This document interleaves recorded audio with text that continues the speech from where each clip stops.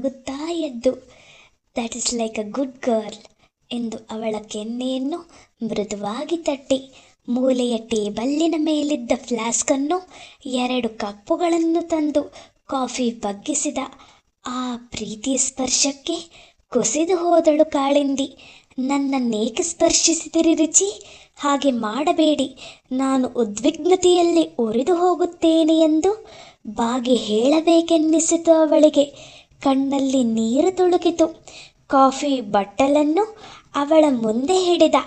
Richie ಚಕಿತನಾದ. ಅಳುತ್ತಿದ್ದೀರಾ? ಯಾಕೆ? ಏನಾಯಿತು? ನಾನೇನು ಮಾಡಿದೆ? ಕಾತರದಿಂದ ಕೇಳಿದ. ಸ್ವಲ್ಪವಾಗಿ ಚೇತರಿಸಿಕೊಂಡು ಅವಳು ಅಂದಳು, ಅಳ್ತಿಲ್ಲ.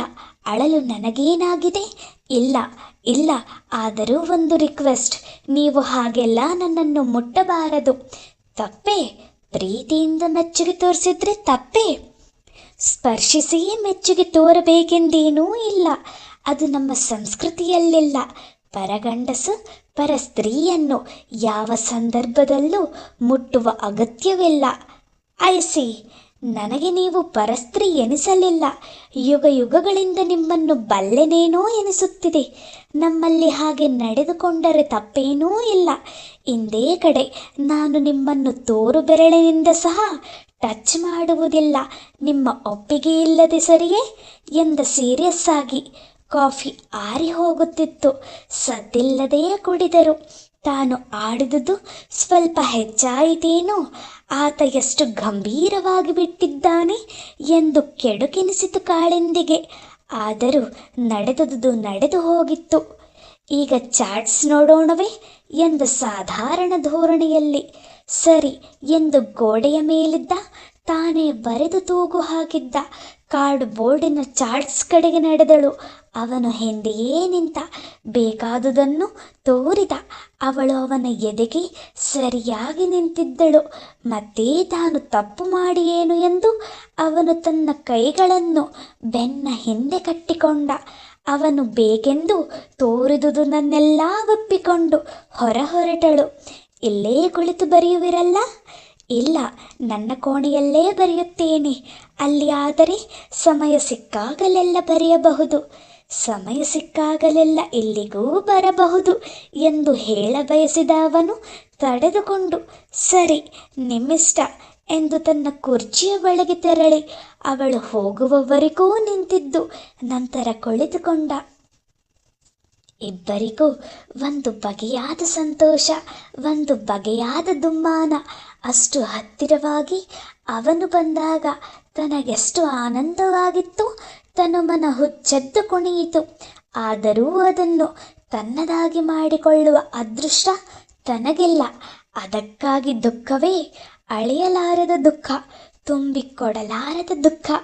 ಆದರೆ ತನ್ನ ಮಿತಿ ತಾನು ಕಾಯ್ದುಕೊಂಡಳಲ್ಲ, ಅದು ಸ್ವಲ್ಪವೇ. ಅವನಲ್ಲೂ ಸಂಯಮ ಮೂಡುವ ಹಾಗೆ ತಾನು ಮಾಡಲಿಲ್ಲವೇ? ಇಲ್ಲ, ಅದು ತಾನು ಮಾಡಿದುದಲ್ಲ, ಅದು ಅವನ ಒಳ್ಳೆಯತನ, ತನ್ನ ಭಾವನೆಗಳಿಗೆ ಗೌರವ ತೋರಿದ ಅವನ ದೊಡ್ಡತನ. ಇಂದೊಬ್ಬ ಒಳ್ಳೆಯ ಸ್ನೇಹಿತ ಸಿಕ್ಕಂತೆನಿಸಿತ್ತು. ಅಣ್ಣ ಹೇಳಿದುದು ಅಷ್ಟೇ, ಮಿತಿಯಲ್ಲಿ ಉಳಿದು ಸ್ನೇಹ ಮಾಡಿದರೆ ತಪ್ಪೇನು? Richi, I am happy, very happy today ಎಂದು ಗಾಳಿಗೆ ಹೇಳಿದಳು. ಎಂದಿಗಿಂತ ಹೆಚ್ಚಿನ ಉತ್ಸಾಹ, ಲವಲವಿಕೆ ಅವಳಲ್ಲಿ ಉಂಟಾಗಿತ್ತು. ರಿಚಿಗೂ ಇಂದಿಗೂ ಘಟನೆ ಕಣ್ಣು ತೆರೆಸುವಂತಾಗಿತ್ತು. ತನ್ನ ಸಮಾಜದಲ್ಲಿ ಪ್ರತಿಯೊಂದಕ್ಕೂ ಕೈಕುಲುಕುವುದು, ಮೈಗೆ ಮೈ ತಾಗಿಸುವುದು, ಕಡೆಗೆ ದೀರ್ಘ ಮುತ್ತು ಕೊಡುವುದಕ್ಕೂ ಮುಂದಾಗಿ ಬಿಡುತ್ತೇವಲ್ಲ. ಹಾಗಾಗಿಯೇ ಇರಬೇಕು. ಪ್ರೀತಿ, ಪ್ರೇಮ, ಪ್ರಣಯಗಳು ಅತಿ ಶೀಘ್ರವಾಗಿ ಹಳತಾಗಿ ಬಿಡುತ್ತವೆ. ಸ್ವಲ್ಪವೇ ಬಳಸಿದರೆ ಯಾವುದು ಹೆಚ್ಚು ಕಾಲ ಬಾಳುತ್ತದೆ. ಅದಕ್ಕೇ ಇರಬಹುದೇ ಈ ದೇಶದಲ್ಲಿ ದಾಂಪತ್ಯ ಜೀವನ ಬಿರುಕು ಬಿಡದೆ ಶತಮಾನ ಕಾಲವಾದರೂ ಹಸಿರಾಗಿರುತ್ತದೆ. ದೇಹ ಸ್ಪರ್ಶಕ್ಕೆ ಕಾತರಿಸದೆ ಸಂಯಮದಿಂದ ಕಾತರಿಸಿ ಸ್ವಲ್ಪವಾಗಿ ಸವಿಯುತ್ತಾರಲ್ಲವೇ? ಸ್ಪರ್ಶಿಸಿಯೇ ಮೆಚ್ಚುಗೆ ತೋರಬೇಕೆಂದೇನೂ ಇಲ್ಲ ಎಂದಳು ಕಾಳಿಂದಿ. ಹೌದು, ವೆರಿ ಕರೆಕ್ಟ್. ಕಣ್ಣಲ್ಲೇ ಹೇಳಬಹುದು, ನಗುವಿನಲ್ಲಿ ತೋರಬಹುದು. ಅವಳ ಕೆನ್ನೆ ತಟ್ಟಿದಾಗ ಆದ ಸುಖಕ್ಕಿಂತ ಕಣ್ಣುಗಳು ಮೆಳಿದವಾದಾಗ ಹೆಚ್ಚು ಸುಖ ಎನಿಸುತ್ತಲ್ಲವೇ. ಅವಳ ಹಿಂದೆ ಮೌನವಾಗಿ ಕೈಗಟ್ಟಿ ನಿಂತು ಅವಳು ಹೇಳುತ್ತಿದ್ದುದನ್ನು ಕೇಳುತ್ತಿದ್ದಾಗ ತನಗೆ ಆನಂದವಾಗಿರಲಿಲ್ಲವೇ? ಒಂದು ವೇಳೆ ಹಾಗಲ್ಲದೆ ಅವಳನ್ನು ಹಿಂದಿನಿಂದ ತಪ್ಪಿಕೊಂಡಿದ್ದರೆ ಹೆಚ್ಚು ಆನಂದವಾಗುತ್ತಿತ್ತೆ? ಇಲ್ಲ, ಖಂಡಿತ ಇಲ್ಲ. ಆಗ ದೇಹಕ್ಕೆ ಸುಖ ಸಿಗುತ್ತಿತ್ತು. ಕಾಳಿಂದಿ, ಮೈ ಡಿಯರ್, ನೀನು ಬರಿಯ ಗೆಳತಿಯಲ್ಲ, ನನ್ನ ಮಾರ್ಗದರ್ಶಿ ಕೂಡ. ಆನಂದದಿಂದ ಕುರ್ಚಿಯಲ್ಲೇ ಕಾಲು ಚಾಚಿ, ಬೆನ್ನು ಸೆಟೆಸಿ, ತಲೆಯ ಮೇಲೆ ಕೈಕಟ್ಟಿ, ಕಣ್ಣು ಮುಚ್ಚಿ ಕುಳಿತು ಬಂದ ದಿನದಿಂದ ಇಂದಿನವರೆಗೆ ನಡೆದುದನ್ನು ಮೆಲಕು ಹಾಕಿದ. ರಿಚಿಯವರ ಕೋಣೆಯಲ್ಲಿ ನಿಮಗೆ ಫೋನ್ ಇದೆಯಂತೆ, ಬರಬೇಕಂತೆ ಒಬ್ಬ ವಿದ್ಯಾರ್ಥಿ ಬಂದು ಹೇಳಿದ ಕಾಳಂದಿಗೆ. ಒಂದು ಕ್ಷಣ ಅವಳಿಗೆ ನನ್ನನ್ನು ಕೋಣೆಗೆ ಕರೆಸಲು ರಿಚಿ ಹೀಗೆ ಮಾಡಿರಬಹುದೇ ಎಂದು ಸಂದೇಹವಾಯಿತು. ಹಿಂದೆ ಅವನೇ ಹಾಗೆ ಹೇಳಿದಾಗ ನೀವು ಅಷ್ಟು ದುಷ್ಟ ಮನದವರಲ್ಲ ಎಂದು ತಾನೇ ಅಂದಿದ್ದಳು. ಅದು ನೆನಪಾಗಿ ಫೋನ್ ಕರೆ ನಿಜವೇ ಇರಬೇಕು ಎಂದು ಅವನ ರೂಮಿಗೆ ಹೋದಳು. ರಿಚಿ ಫೋನಿನ ಕಡೆಗೆ ಬೆಟ್ಟು ತೋರಿ ಲೈಬ್ರರಿ ಸೀತಾರಾಮ್ ಆನ್ ಫೋನ್ ಎಂದ. Hello, Kalindi here. ಮೆಲ್ಲಗೆ ದೂರವಾಣಿಯೊಳಕ್ಕೆ ಉಸುರಿದಳು. ನಾನು ಸೀತಾರಾಮು, ಕುಬೇರರವರ ಫೋನ್ಗೆ ಮಾಡಿದೆ. ಅವರು ಯಾಕೋ ಮಾತಾಡಲೇ ಇಲ್ಲ, ಅದಕ್ಕೆ ಇಲ್ಲಿಗೆ ಮಾಡಿದೆ. ಪರವಾಗಿಲ್ಲ ತಾನೆ? ನಾಳೆನೇ ಗಾಯತ್ರಿ ವೀಣೆ ಜ್ಞಾಪಕ ಇದೆ ತಾನೆ? ಇದೆ, ಥ್ಯಾಂಕ್ಸ್, ಬರ್ತೀನಿ. ನಿಮ್ಮನ್ನು ಮನೆ ತಲುಪಿಸೋ ಜವಾಬ್ದಾರಿ ನಂದು. ಪ್ಲೀಸ್ ಖಂಡಿತ ಬನ್ನಿ. ಬರ್ತೀನಿ. ಮನೆಯಲ್ಲಿ ಹೇಳಿ ಬಂದ್ಬಿಡಿ, ಆಮೇಲೆ ಮರ್ತುಬಿಟ್ಟೆ ಅನ್ಬೇಡಿ. ನಾಳೆ ನೆನಪಿರಲಿ. ಅವಳಿಗೆ ನಗುವೇ ಬಂದು ಬಿಟ್ಟಿತು. ಸರಿಯಪ್ಪ, ಖಂಡಿತ ಬರ್ತೀನಿ, ಇಡ್ಲಾ? ಥ್ಯಾಂಕ್ ಯು ಎಂದು ಫೋನ್ ಕೆಳಗಿಟ್ಟಳು. ಅವಳ ತುಟಿಗಳ ಮೇಲಿನ ನಗು ಇನ್ನೂ ಮಾಸಿರಲಿಲ್ಲ. ಅವಳು ಮಾತನಾಡುವುದನ್ನೇ ನೋಡುತ್ತಿದ್ದ ರಿಚಿ ಯಾರ ಫೋನಿನ ಮಾತನ್ನೂ ಕೇಳಿಸಿಕೊಳ್ಳುವ ಅನಾಗರಿಕ ಅವನಲ್ಲ. ಈಗಿನ ಸಂದರ್ಭ ಬೇರೆಯಾಗಿತ್ತು. ತನ್ನ ನೆಚ್ಚಿನ ಇನಿದನಿಯನ್ನು ಕೇಳುವ ಹಂಬಲ ಅವಳ ಫೋನಿನ ಮಾತಿಗೆ ಕಿವಿ ತಿರುಗಿಸಿತ್ತು. ಅವಳಾಡಿದ 3 ವಾಕ್ಯಗಳಲ್ಲಿ ಥ್ಯಾಂಕ್ಸ್ ಹಾಗೂ ಬರ್ತೀನಿ ಎನ್ನುವ ಪದಗಳೇ ಇದ್ದು.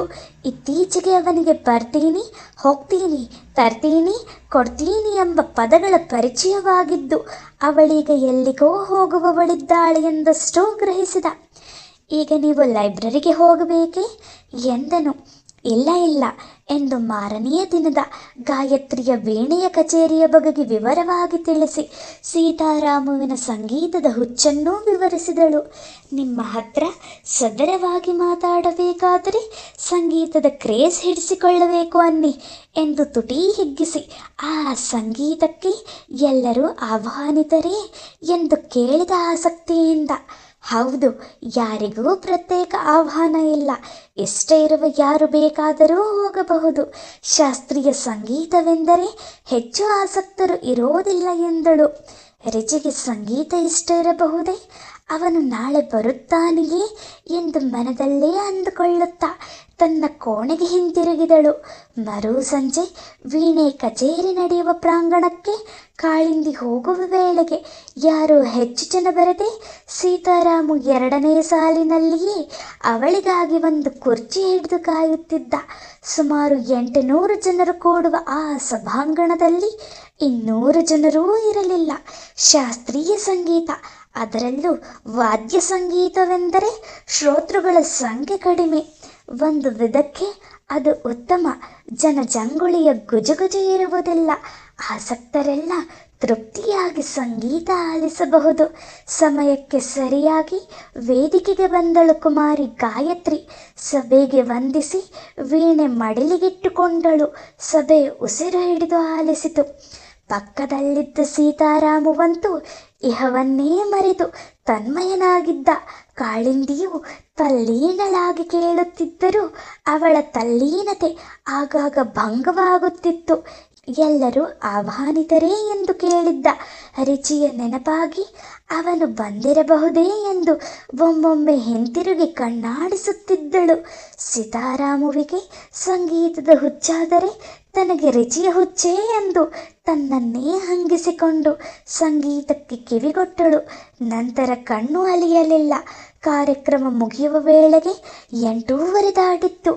ಆಗ ಅವಳಿಗೆ ಮನೆಯ ನೆನಪು, ಅದರ ದೂರದ ನೆನಪು ಆಗಿ ಮನೆ ತಲುಪಲು ಬಹಳ ತಡವಾಗುತ್ತದಲ್ಲ ಎಂದು ಆತಂಕಪಟ್ಟಳು. ತಡವಾಗಿರುವುದು ಸಾಲದೆಂಬಂತೆ ಪ್ರತಿ ಕಚೇರಿಯಲ್ಲೂ ತಪ್ಪದೇ ಹಾಜರಾಗುವ ಶಂಕರಶಾಸ್ತ್ರಿ ದಂಪತಿಗಳು ಎದುರಿಗೆ ಸಿಕ್ಕಿ ಮಾತನಾಡಿಸುತ್ತಾ ನಿಂತು ಬಿಟ್ಟರು. ಬಂದವರೆಲ್ಲ ಹೊರಟು ಹೋಗುತ್ತಿದ್ದರೂ ಅವರು ಅವಳನ್ನು ಬಿಡಲಿಲ್ಲ. ಸೀತಾರಾಮು ಎಲ್ಲಿ ಹೋದನೋ ಎಂದು ಚಿಂತಿಸಿದಳು. ಅವಳ ಚಿಂತೆಗೆ ಉತ್ತರ ಎನ್ನುವಂತೆ ಅವನು ಸ್ಕೂಟರ್ ತಳ್ಳುತ್ತಾ ಅವಳ ಬಳಿ ಬಂದು ನಿಂತ. ವಿಧಿಯಿಲ್ಲದೆ ಎಂಬಂತೆ ಶಾಸ್ತ್ರಿ ದಂಪತಿಗಳು ತಮ್ಮ ವಾಹನವೇರಿ ಹೊರಟರು. ಹೊರಡೋಣವೇ ಎಂದಳು ಕಾಳಿಂದಿ ಸೀತಾರಾಮುವಿಗೆ. ಆಗಲೇ ಹೊರಟೆ. ನಿಮ್ಮ ಮಾತು ಮುಗಿಯಲಿ ಎಂದು ಕಾದು ನಿಂತೆ. ಆದರೆ ಅವರು ನಿಮ್ಮನ್ನು ಬಿಡುವ ಹಾಗೆಯೇ ಕಾಣಲಿಲ್ಲ. ಅದಕ್ಕೆ ಮಧ್ಯೆ ಬಂದು ಬಿಟ್ಟೆ. ಸಾರಿ, ಬನ್ನಿ, ಇದರ ಮೇಲೆ ನಿಮ್ಮನ್ನು ಬಿಟ್ಟು ಬರ್ತೀನಿ. ಬೇಡಿ ಬೇಡಿ, ನಿಮ್ಮ ಮನೆ ಚಾಮರಾಜಪೇಟೆ, ನಮ್ಮ ಮನೆ ಬಸವೇಶ್ವರ ನಗರ. ಎಲ್ಲಿಂದ ಎಲ್ಲಿಗೆ? ಅಲ್ಲದೆ ಸ್ಕೂಟರ್ ಮೇಲೆ ಕುಳಿತು ನನಗೆ ಅಭ್ಯಾಸವಿಲ್ಲ. ನಾನು ಆಯ ತಪ್ಪಿ ನಿಮ್ಮನ್ನೂ ಬೀಳಿಸ್ತೀನಿ ಅಷ್ಟೇ. ಮೊದಲೇ ಕತ್ತಲು ಬೇರಿ. ಏನೂ ಆಗಲ್ಲ, ಬನ್ನಿ ಮೇಡಮ್. ಛೇ, ಬೇಡಪ್ಪ, ನನ್ನನ್ನು ಬಸ್ ಹತ್ತಿಸಿಬಿಡಿ ಮೆಜೆಸ್ಟಿಕ್ಗೆ, ನಾನು ಹೋಗ್ತೀನಿ. ಸರಿ, ನಡೆಯಿರಿ ಎಂದು ಸ್ಕೂಟರ್ ತಳ್ಳುತ್ತಾ ನಡೆಯತೊಡಗಿದ ಸೀತಾರಾಮು. ಹಿಂದಿನಿಂದ ಒಂದು ಮೋಟಾರ್ ಸೈಕಲ್ ಬಂದು ಪಕ್ಕದಲ್ಲಿ ನಿಂತಿತು. ಸೀತಾರಾಮು, ಇದ್ಯಾಕೆ ಸ್ಕೂಟರ್ ತಳ್ತಾ ಇದ್ದೀರಿ? ಎನಿ ಪ್ರಾಬ್ಲಮ್ ಗಾಡಿಗೆ ಎಂದು ಕೇಳಿದವರು ಮೋಟಾರ್ ಸೈಕಲ್ ಸವಾರ ಡಾಕ್ಟರ್ ಕುಬೇರ್. ಇಲ್ಲ ಸರ್, ಗಾಡಿ ಚೆನ್ನಾಗಿದೆ. ಈ ಮೇಡಮ್ ತಳ್ಳಿಸ್ತಾ ಇದ್ದಾರೆ. ಇದರ ಮೇಲೆ ಹೋಗೋಣ ಅಂದರೆ ಬೇಡವಂತೆ. ಚಾಮರಾಜಪೇಟೆಯವರು ಬಸವೇಶ್ವರ ನಗರಕ್ಕೆ ಹೋಗಬಾರ್ದಂತೆ, ಗೊತ್ತಾ ಸರ್ ಎಂದು ಚೇಷ್ಟೆ ಮಾಡಿದ. ಹಾಗಾದರೆ ಬನ್ನಿ ಮಿಸ್ ಕಾಳಿಂದಿ, ನಾನು ಬಸವೇಶ್ವರ ನಗರದವನೇ ಆಗಬಹುದಲ್ಲ. ನಿಮ್ಮನ್ನು ಮನೆಗೆ ಬಿಡ್ತೀನಿ ಆಹ್ವಾನಿಸಿದರು ಕುಬೇರ. ನಾನು ಬರೀ ಆ ಕಾರಣ ಹೇಳಿದ್ನ ಸೀತಾರಾಮ್, ಕೋಪಿಸಿಕೊಂಡಳು ಕಾಳಿಂದಿ. ಅದಲ್ಲ ಸರ್ ಕಾರಣ. ಇವರಿಗೆ 2 ವೀಲರ್ ಮೇಲೆ ಕುಳಿತು ಅಭ್ಯಾಸವಿಲ್ಲವಂತೆ. ಬಿದ್ದು ಬಿಡ್ತೀನಿ ಅಂತ ಭಯವಂತೆ. ನಮ್ಮನ್ನೂ ಬೀಳಿಸಿ ಬಿಡ್ತಾರಂತೆ. ಅದು ಮುಖ್ಯ ಕಾರಣ ಎಂದು ವಿಷಾದೀಕರಿಸಿದ. ಅವಳು ಕುಬೇರನ ಗಾಡಿಯಲ್ಲಿ ಹೋಗುವಂತಿದ್ದರೆ ತನ್ನೊಂದಿಗೆ ಬರಬಹುದಲ್ಲ ಎಂದು ಅವಳ ಕಡೆ ನೋಡಿದ. ಸರಿ, ನಿಮ್ಮಿಷ್ಟ ಎಂದು ನಿಷ್ಠುರವಾಗಿ ನುಡಿದು ಹೊರಟರು ಕುಬೇರ. ಮತ್ತೇ ನಡೆಯುತ್ತಾ, ಸೀತಾರಾಮು, ಇತ್ತೀಚೆಗೆ ಕುಬೇರ ಸ್ವಲ್ಪ ಬದಲಾಗ್ತಾ ಇದ್ದಾರೆ ಅನ್ನಿಸುತ್ತೆ ಅಲ್ವಾ ಮೇಡಮ್ ಎಂದ. ಅಂದರೆ ಯಾವ ವಿಧದಲ್ಲಿ? ಮುಂಚೆ ಯಾರ ಹತ್ರನೂ ಮಾತೇ ಆಡ್ತಿರಲಿಲ್ಲ. ಕೆಲವರು ಮುಖ ಹೇಳಿ ಅಂತಿದ್ರು, ಕೆಲವರು ಗರ್ವಿಷ್ಠ ಅಂತಿದ್ರು. ಈಗ ನೋಡಿದ್ರೆ ಮಾತಾಡೋದಿರಲಿ, ನಿಮ್ಮನ್ನ, ಅದರಲ್ಲೂ ಆ ವುಮನ್ ಕೊಲಿಗನ್ನ ರಾತ್ರಿ ವೇಳೆಯಲ್ಲಿ ತಮ್ಮ ಗಾಡಿ ಮೇಲೆ ಮನೆಗೆ ಬಿಡ್ತೀನಿ ಅಂತಿದ್ದಾರಲ್ಲ, ವಾರೆ ವಾಹ್, ವಾಟ್ ಅ ನ್ಯೂಸ್ ಎಂದು ಲೊಚಗುಟ್ಟಿದ. ಸುಮ್ಮನಿರಿ ಸೀತಾರಾಮು, ತಮಾಷೆಗೆ ಸಮಯನ ಇದು ಎಂದಳು. ಅವನನ್ನು ಸುಮ್ಮನಾಗಿಸಿದಳು. ಆದರೆ ಅವಳ ಮನಸ್ಸು ಅದನ್ನೇ ಹೇಳಿತು. ಮೇಘ ಅಂದ ಮಾತು ಮನಃ ಪಟಲದ ಮೇಲೆ ಮೂಡಿತು. ಕುಬೇರ ಬಹಳ ಬದಲಾಗಿರೋ ಹಾಗೆ ಕಾಣುತ್ತೆ. ನೀವಲ್ಲಿ ಕೂತಿದ್ದರ ಮಹತ್ವ ಎಂದಿದ್ದಳು ಅವಳು. ಕುಬೇರ ಬೇರೆ ಯಾರಿಗೆ ಆಗಿದ್ದರೂ ಈ ನೆರವಿಗೆ ಬರುತ್ತಿದ್ದರೆ ತನಗೆ ಮಾತ್ರವೇ. ಆದರೆ ಅದು ಯಾಕೆ? ತಾನು ಅವರಿಗೆ ಸಲೀಸೆ. ಅವರ ಕೋಣೆಯಲ್ಲಿ ಕುಳಿತುಕೊಳ್ಳುತ್ತೇನೆಂದು ಈ ಸಲಿಗೆ ತೆಗೆದುಕೊಳ್ಳುತ್ತಿದ್ದಾರೆಯೇ? ಕೂಡಲೇ ಕೆಂಡ ಸಂಪಿಗೆ ಹೂವಿನ ನೆನಪಾಯಿತು. 2 ದಿನಗಳ ನಂತರ ಹೂವು ಬರುವುದು ನಿಂತು ಹೋಯಿತು. ಆಗಲೂ ನೆರವಿಗೆ ಬಂದಿದ್ದವರು ಕುಬೇರ.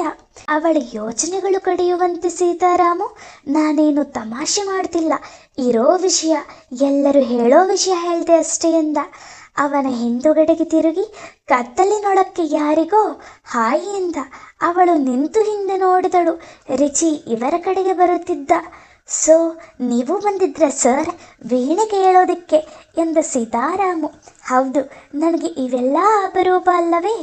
ಹಾಗೆಯೇ ಬೇರೆ ಯಾರೋ ಒಬ್ಬರನ್ನ ನೋಡಬೇಕಿತ್ತು. ಅವರಲ್ಲಿ ಬರ್ತೀನಿ ಅಂದಿದ್ರು. ಸಿಕ್ಕಿದ್ರಾ? Did you meet him sir? ಸಿಕ್ಕಿದ್ರು. ಆದರೆ ಮ್ಯೂಸಿಕ್ನಲ್ಲಿ ತುಂಬ ತಲ್ಲೀನರಾಗಿದ್ದರು. ಡಿಸ್ಟರ್ಬ್ ಮಾಡೋದು ಬೇಡ ಅಂತ ದೂರ ನಿಂತೆ. ಮುಗಿಯೋ ವೇಳೆಗೆ ಎಲ್ಲೋ ಮಿಸ್ ಆಗಿಬಿಟ್ರು. ಹೌ ಸ್ಯಾಡ್ ಎಂದು ಸೀತಾರಾಮು. ಏನೂ ಪರವಾಗಿಲ್ಲ, ಮತ್ತೆಲ್ಲಾದರೂ ಭೇಟಿ ಮಾಡ್ತೀನಿ. ಈಗೇನು ನೀವು ಹೀಗೆ ಸ್ಕೂಟರ್ ತಳ್ತಾ ಎಂದು ಸೀತಾರಾಮುವಿನೊಂದಿಗೆ ಮಾತನಾಡುತ್ತಿದ್ದರು. ಕಾಳಿಂದಿಯನ್ನು ಗಮನಿಸುತ್ತಿದ್ದ ರುಚಿ. ಹೀಗೆ ಮನೆಯ ಕಡೆಗೆ ಎಂದ ಸೀತಾರಾಮು ನಗುತ್ತಾ. ವಾಟ್, ಮನೆಯವರೆಗೂ ಹೀಗೆ ತಳ್ತೀರಾ ಎಂದು ಲಘುವಾಗಿ ಅವನೂ ನಕ್ಕ. ಸೀತಾರಾಮು, ನಿಮ್ಮ ಅಭ್ಯಂತರವಿಲ್ಲದೆ ಇದ್ದರೆ ಇವರನ್ನು ಮನೆ ತಲುಪಿಸೋ ಜವಾಬ್ದಾರಿ ನನಗೆ ಬಿಡಿ. ನಾನೀಗಲೇ ಹೋಗಿ ನನ್ನ ಕಾರು ತರ್ತೀನಿ.